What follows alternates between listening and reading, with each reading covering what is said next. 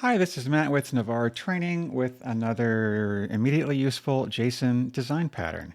How many times in your career have you seen a table that had fields that you know are in disuse or suspect strongly, and you want to delete them because you want to clean up your structure? I'm betting it's a lot of times. For example, in this database, I've got these fields that are Boolean called for old mail lists in years past. And also this one called John's List, which I just don't know what it is. And so these have been in my table for a really long time. And sometimes you end up with, 100 or more fields in the table and you don't think it's in use. Okay, so in this structure, what I do is this. I use a single JSON field that I make, and this is a very much multi-purpose field. We'll be talking about this a lot in this video series. And this is just a straight unstored text field with actually indexing turned off. And then what I'm going to do is I'm going to have a JSON use a replace command to take the JSON and write data into the JSON field from the data in these three Booleans. This is what that calculation will look like. Okay, so I have a version of it that's easy to read with just one. I always use let and JSONGetElement because it just makes it clearer to look at it line by line, in my opinion.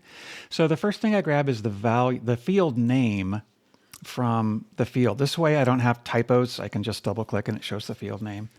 And then I have the value of the field. And then I also have a calculation that converts the Boolean to yes or no for readability. And then a JSON set elements, a format elements, and then the set element field dot. This puts it in using dot notation. It puts all of the different fields that I'm going to be using into one structure. That way I can see them all nested. And then the contents or result are going to be this result here. So if I were to copy this to the clipboard and open up a window, and I just want to do a test of it with just one record. So I'll omit a record, show the opposite found set, go to my more and JSON, and do a replace command. I'll paste that calculation in, and then the result I get will be the contents of just this one field. Let's take a look at it with all three. So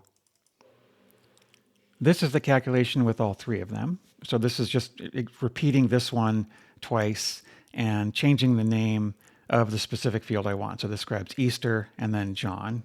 And then down here in the JSON set element, I add those lines as well. Copy this to the clipboard. Click in the JSON field, hit replace. Paste that in, click replace. And this would just overwrite what was in there before. Oh, you know what? I'm actually in the one. Let me do those steps again. So this is the whole found set. And oh, that was the one record I was looking at. So that actually got set twice. But the next record down has these two checked and doesn't have the JSON. So let's do a replace here. Paste. Okay. Replace. And now for every record in the database, I have the contents of that field, making it now safe to delete these three fields. But you say, what if I need the contents of some field of that field? One of the users said, hey, I was using that. By using this method, you can easily get data out of the JSON. Here's how you do that. I have a layout calculation here. And if I edit it, it uses JSONGetElement, and it grabs field dot, because that's my structure, and then uses the get field name of the field, which again gets past any typos I might have. And when I use that, what I get on the temp fields tab is the contents of that field.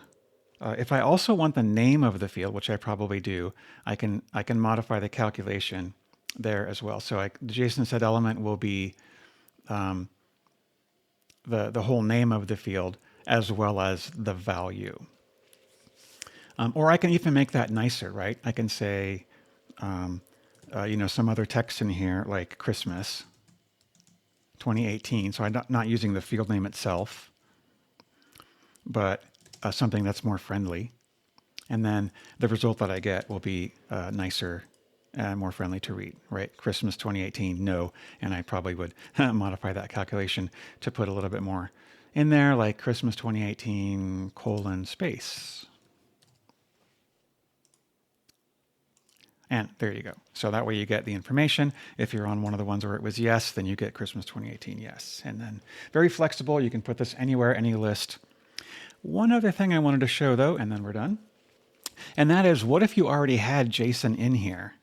So there was one thing that I skipped by a little bit, and that is in my calculation, in the JSON set element line, I actually referred to my existing JSON field. What this does is it doesn't replace the contents of it. It just updates what's there. So if there was other JSON in the field already, it doesn't get overwritten. As an example, in another video that I made, I talked about using this method to use to store data when you create a record. So let's go to the very last record where I did that. So this has the created tree, where I have all the information for that, and then the field tree. And then you can use this for any other purposes, for storing multiple data types and sets very flexibly in this one field. That is it. This is a method I will use in every database I do going forward, and I hope you find it useful. Thanks for your time.